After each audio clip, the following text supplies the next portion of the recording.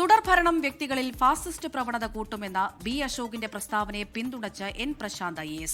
B Ashok പറഞ്ഞത് ശാസ്ത്രീയമായ കാര്യമെന്ന് എൻ പ്രശാന്ത്. തുടർച്ചയായി ഒരാൾ ഭരണത്തിലിരിക്കുമ്പോൾ ഏകാധിപത്യ മനോഭാവം ഉണ്ടാകാൻ സാധ്യതയുണ്ട് എന്നും അദ്ദേഹം പറയുന്നു. മൂന്ന് വ്യക്തികളോ തുടർച്ചയായിട്ട് നിൽക്കുമ്പോൾ അവരിൽ ഉണ്ടാകാവുന്ന ഒരു മാനസികമായിട്ടുള്ള ഒരു അവസ്ഥയെക്കുറിച്ചാണ് അദ്ദേഹം വളരെ ശാസ്ത്രീയമായിട്ട് പറഞ്ഞത്. അതിനെ പൊളിറ്റിസൈസ് ചെയ്യണമെന്ന് എനിക്ക് തോന്നുന്നില്ല.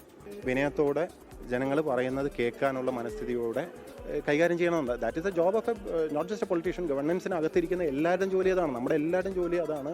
ജനങ്ങൾ എന്താണെന്ന് പറയുന്നത് കേൾക്കണം. അവർ ചോദിക്കുന്ന ഓരോ ചോദ്യത്തിനും അപ്പം തന്നെ പറയണമെന്നല്ല, പക്ഷേ അറ്റ്ലീസ്റ്റ് ജനങ്ങൾ ചോദിക്കുന്നതിന് മറുപടി പറയാൻ ആൻസറബിളായി നിൽക്കുന്നത് അവർക്ക് തോന്നുമെങ്കിലും വേണ്ടേ. ആ ഒരു നഷ്ടപ്പെടുമ്പോഴാണ് അദ്ദേഹം പറഞ്ഞതിൻ്റെ ആ ഒരു ഡേഞ്ചർ ശരിക്കും വെളിപ്പെടുന്നത്. PR അരവിന്ദ് ഉണ്ട് ഇപ്പോൾ ഡൽഹിയിൽ നിന്ന്. അരവിന്ദ്, വിവരങ്ങൾ എന്തൊക്കെയാണ്?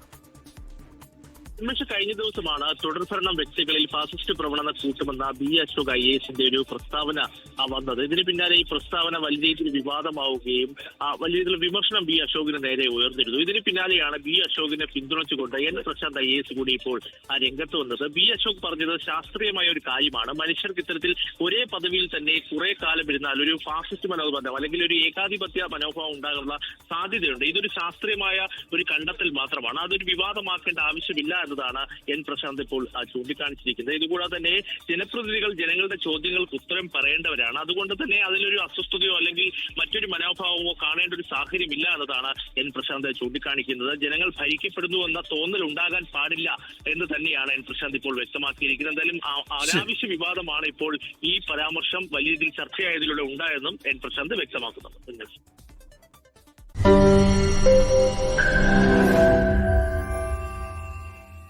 ലോകത്തെവിടെയായാലും ഏത് സമയത്തും 24 വാർത്തകളും ഓഗ്മെന്റഡ് റിയാലിറ്റി പാക്കേജുകളും എക്സ്പ്ലെയിനറുകളും വിശദമായി കാണാൻ ഞങ്ങളുടെ YouTube ചാനൽ നിങ്ങൾക്ക് സബ്സ്ക്രൈബ് ചെയ്യാം.